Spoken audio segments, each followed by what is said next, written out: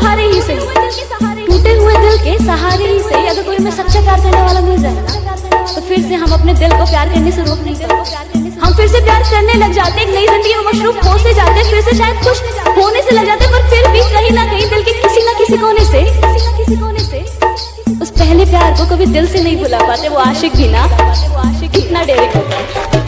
DJ Shiv Kumar, DJ Shiv Kumar, DJ Shiv Kumar.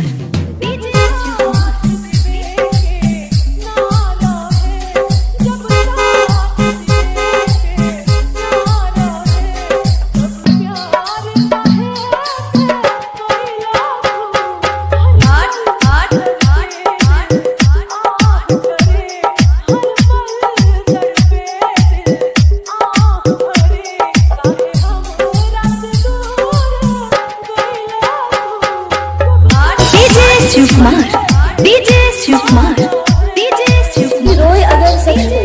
रोए अगर शख्स कोई तो वो कमजोर कहलाता है।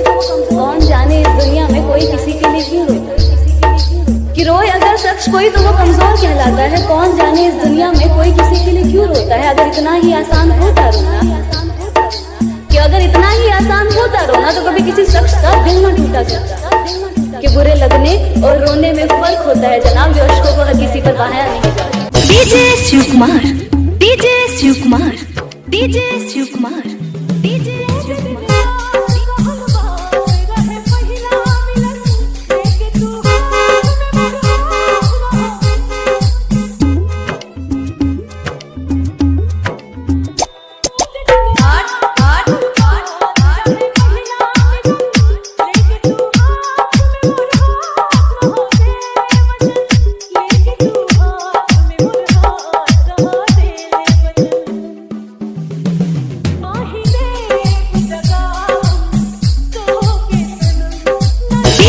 शिव कुमार, डीजे शिव कुमार, डीजे शिव कुमार,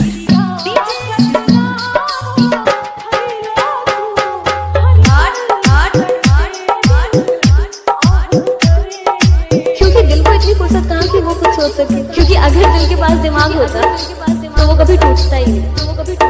क्योंकि अगर दिल के पास दिमाग होता तो वो कभी किसी से प्यार करता ही नहीं। खासकर ऐसी मोहब्बत जिस मोहब्बत के बदले मोहब्बत ही ना।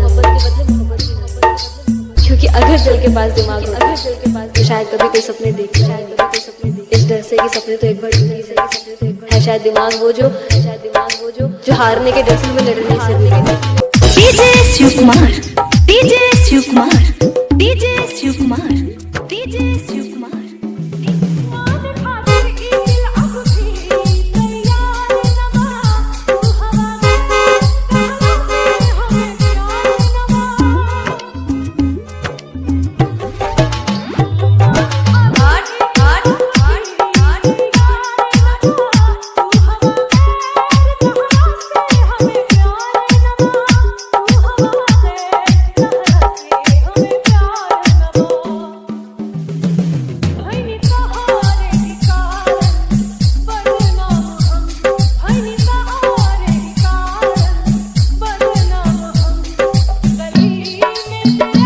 DJ Shiv Kumar, DJ Shiv Kumar, DJ Shiv Kumar, DJ Shiv Kumar.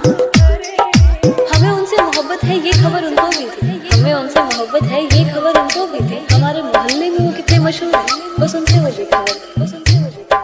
पहली नजर में ही उनसे प्यार हुआ, मिलकर उनसे बदला मेरा अंदाज हुआ। न वक्त का होश न समय का ठिकाना था, हमेशा नींद आना बस उन्हीं के ख्वाब देखने का बना। गुजरे जब भी आंखों के सामने से वो, ये नजरें उन पर आके लग जाना हमेशा का एक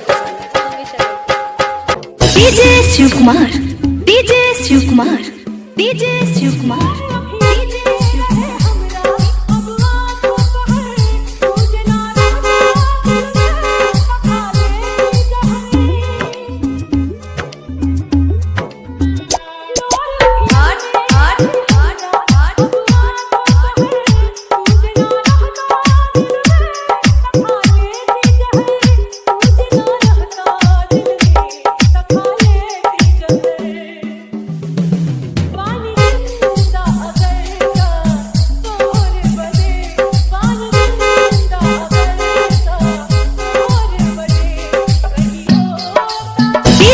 शिव कुमार